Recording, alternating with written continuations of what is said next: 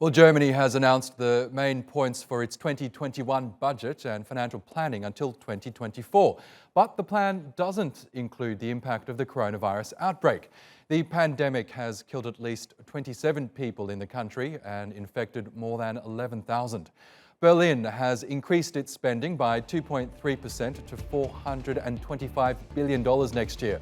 That includes $47 billion set aside for investments, mainly in transport, broadband and defence. The government has also agreed to abolish a solidarity tax for nearly all its citizens. Well, for more on Germany's budget and its fight against the coronavirus pandemic, our business producer Sibel Karkus joins me now here in the studio.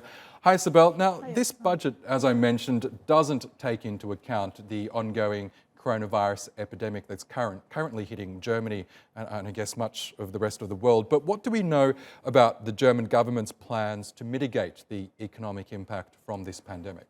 Well, Germany has pulled out what Finance Minister Olaf Scholz called a bazooka. It's made available more than $500 billion in loans available to companies, from small and medium-sized companies to the bigger ones, blue-chip companies. And they are also going to delay billions of dollars in tax payments. And Economy Minister Peter Altmaier also promised that no jobs will be lost, which is definitely not an easy promise to keep, seeing the sheer outbreak of the virus. And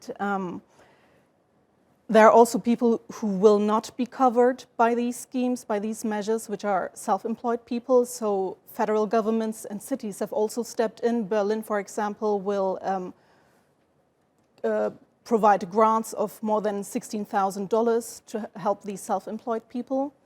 And also, the Bundestag has expanded a famous scheme which is called Kurzarbeitergeld, which is basically a short-term work allowance, and it proved successful during the 2008 financial crisis and helped kind of prevent a spike in unemployment. Interesting. Now, we know Germany has this long-standing policy of delivering balanced budgets which don't include deficits, something that has come under criticism from the likes of the European Union. But these latest spending plans that have just passed don't include new spending measures. I'm wondering, are there any signs that perhaps the German government may ditch this long-standing policy in the wake of this pandemic?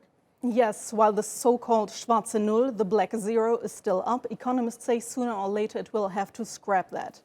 And Olaf Scholz also promised that it's now only secondary to fighting the outbreak and its economic fallout, obviously.